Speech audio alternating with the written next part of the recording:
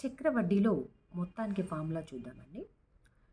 చక్రవడ్డీలో మొత్తానికి ఫార్ములా చూసే ముందు అసలు చక్రవడ్డీ అంటే ఏంటో తెలుసుకుందాం. హాయ్ అండి, వెల్కమ్ టు సుమా స్కూల్.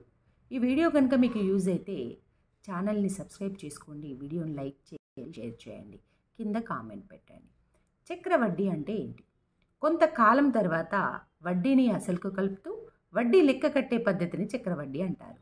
అంటే ఒక అమౌంట్ మీరు ఒకరికి వడ్డీకి ఇచ్చారనుకోండి, ఒక సర్టెన్ పీరియడ్ తర్వాత ఎంతో కొంత పీరియడ్ తీసుకుంటాం కదంటే 6 నెలల వరకు, సంవత్సరం వరకు, అట్లా 6 నెలల వరకు ఏం చేస్తారంటే ఇప్పుడు ఈ అసలుకైన వడ్డీనంతా లెక్క కడతారు. లెక్క కట్టి ఆ వడ్డీని అసలుకు కలుపుతారు. అసలుకు కలిపి ఆ తర్వాత ఆ పీరియడ్ తర్వాత ఆ వడ్డీ ప్లస్ అసలు కలిపితే ఇప్పుడు అసలు అన్నమాట. అంటే ఫర్ ఎగ్జాంపుల్ మీకు అర్థం కావాలంటే, ఫర్ ఎగ్జాంపుల్ ఒక 100 రూపాయలు ఎవరికైనా మీరు ఇచ్చారనుకుందాం, ఒక 100 రూపీస్. ఫర్ ఎగ్జాంపుల్ ఇక్కడ రాద్దాం, ఒక 100 రూపీస్ మీరు ఒకరికైనా ఇచ్చారు.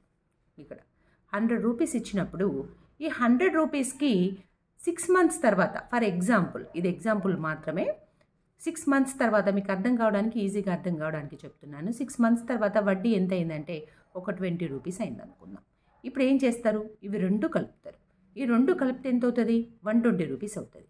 ఈ 6 మంత్స్ తర్వాత ఈ 120 రూపీస్ని ప్రిన్సిపల్ అమౌంట్గా తీసుకుంటారు. ఈ 120 రూపీస్కి ఇక నుంచి వడ్డీ కలుపుతారు. అంటే ఇప్పుడు అసలుకు వడ్డీని కలిపి, అంటే ఈ వడ్డీకి కూడా వడ్డీ వేస్తారనమాట. ఈ 120 రూపీస్కి ఇప్పుడు మళ్ళీ 6 నెలల పీరియడ్ తీసుకొని లెక్క కడితే ఇప్పుడు ఒక 30 రూపాయలు అయింది అనుకుందాం. 30 రూపాయలు అయితే ఈ 30 రూపాయలని ఈ 120 రూపాయలు కలిపితే ఇప్పుడు మళ్ళీ అసలు ఎంత అవుతుంది అంటే 150 రూపాయలు. అంటే వడ్డీకి కూడా వడ్డీ కట్టే పద్ధతి ఇది. ఫస్ట్ మీరు ఇచ్చిన 100 రూపీస్ అసలుకి వడ్డీ ఎంత అయింది? 20 రూపాయలు అయింది. ఇది దీనికి కలిపారు. దీనికి కలిపితే 6 నెలల తర్వాత మళ్ళీ అసలు ఏమైందంటే 120 రూపాయలు అయింది. అంటే ఈ వడ్డీకి ఇక్కడ వడ్డీ కడతారు, ఈ 20 రూపాయలకు కూడా వడ్డీ కడతారు. అంటే 120 రూపాయలకు మళ్ళీ వడ్డీ ఎంత అయిందంటే మళ్ళీ ఒక 30 రూపాయలు అయింది అనుకుందాం ఎగ్జాంపుల్కి. మళ్ళీ ఈ 30 రూపాయలని ఈ 120 రూపాయలు కలిపితే మళ్ళీ ఏమవుతుంది? 150 రూపీస్ అవుతుంది. ఇప్పుడు ఇది అసలు అవుతుంది అన్నమాట. ఇట్లా లెక్కగట్టుపోయేది. అంటే ఇప్పుడు మనం బార్ వడ్డీలో ఏం చేస్తాం? 100 రూపాయలు ఇచ్చినామంటే సంవత్సరం పీరియడ్కి అదే వడ్డీని కడతాము. కానీ ఇక్కడ అట్లా కాదు. 100 రూపాయలకు మళ్ళీ వడ్డీని కట్టి, మళ్ళీ ఆ వడ్డీని అసలు కలిపి, మళ్ళీ వడ్డీ కట్టి, అంటే వడ్డీకి కూడా వడ్డీ కట్టే పద్ధతి అన్నమాట ఇది.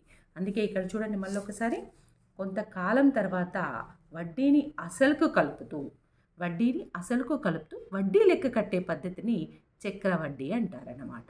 ఇందులో చక్రవడ్డీకి మొత్తానికి ఫార్ములా ఏంటి అంటే A = P of 1 + R/100 n అనమాట. ఇందులో ఏదేంటి? A అంటే మొత్తం, P అంటే ఏంటి? P అంటే అసలు, R అంటే ఏంటంటే వడ్డీ రేటు. R అనేది వడ్డీ రేటు, అంటే ఎంత వడ్డీ రేటు ప్రకారం వడ్డీ కట్టాలి. N అనేది ఏంటంటే వడ్డీ లెక్క కట్టే పీరియడ్ల సంఖ్య. ఇది ఇంపార్టెంట్. వడ్డీ లెక్క కట్టే పీరియడ్ల సంఖ్య అంటే కింద చూడండి, ఒక సంవత్సరానికి ఒక్కసారి వడ్డీ కట్టినామనుకోండి, అది N = 1 అవుతుంది. ఈ సంవత్సర కాలంలో అర్ధ సంవత్సరానికి ఒకసారి వడ్డీ కనుక లెక్క కట్టినామనుకోండి, అంటే ఈ సంవత్సరంలో వడ్డీ 6 నెలలకు ఒకసారి లెక్క కడితే ఆ పీరియడ్ల సంఖ్య ఏమవుతుందంటే N = 2 అవుతుంది. అంటే 2 టైమ్స్ లెక్క కడతాం. 3 నెలలకు ఒకసారి లెక్క కట్టామనుకోండి, N = ఏమవుతుంది?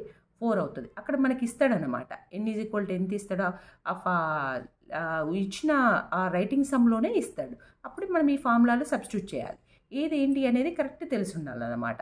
అంటే సంవత్సర కాలంలో 6 నెలలకు ఒకసారి వడ్డీ లెక్క కట్టే పద్ధతిలో చక్రవడ్డీ ఎంత అంటాడు. అప్పుడు N = ఎంత వేసుకోవాలి? మనం 2 వేసుకోవాలన్నమాట. మనం ప్రాబ్లమ్స్ చూస్తే అర్థమవుతుంది. ఇప్పుడు చక్రవడ్డీకి మొత్తానికి ఫార్ములా ఏంటి? A = P of 1 + R/100 n. ఇక్కడే బార్ వడ్డీ కూడా రాసుకుందాం, ఒకటే వీడియోలో ఉంటుంది. బార్ వడ్డీలో మొత్తానికి ఫార్ములా ఏంటి? P of 1 + TR/100. మీకు తెలుసు, ఇక్కడ T అంటే ఓన్లీ T ఒక్కటే. అంటే మనం బార్ వడ్డీలో ఇన్ని సంవత్సరాల కాలానికి ఇంత వడ్డీ రేటు అంటాం. అది సింపుల్గా ఈ ఫార్ములా వేస్తే అయిపోతుంది. కానీ ఇక్కడ మాత్రం సంవత్సరంలో 6 నెలలకు ఒకసారి అంటాడు. 6 నెలలకు ఒకసారి అంటే ఎన్ని పీరియడ్లు ఉంటాయి? 2 పీరియడ్లు ఉంటాయి. కాబట్టి ఇక్కడ 2 వేస్తాం, స్క్వేర్ వేస్తాం. N = 2 అన్నమాట. ఇది ఎక్స్ట్రా. నెక్స్ట్, ఇప్పుడు ఒక సంవత్సర కాలానికి కనుక మనం చక్రవడ్డీ కట్టామనుకోండి, ఒక సంవత్సరం అంటే పీరియడ్ల సంఖ్య ఒకటే ఉన్నదనుకోండి, అప్పుడు ఏమవుతుంది? చక్రవడ్డీ = బార్ వడ్డీ అవుతుంది. అంతే కదా. అదే రాశాను చూడండి.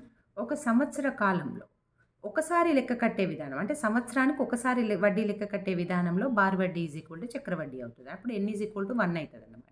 ఒకటేసారి అంటే సంవత్సర కాలంలో వడ్డీ కనుక ఒకటేసారి లెక్క కడితే అప్పుడు చక్ర వడ్డీకి బార్ వడ్డీకి తేడా ఉండదు అన్నమాట. ఇప్పుడు చక్ర వడ్డీకి బార్ వడ్డీకి తేడా తెలిసింది కదా. Thank you.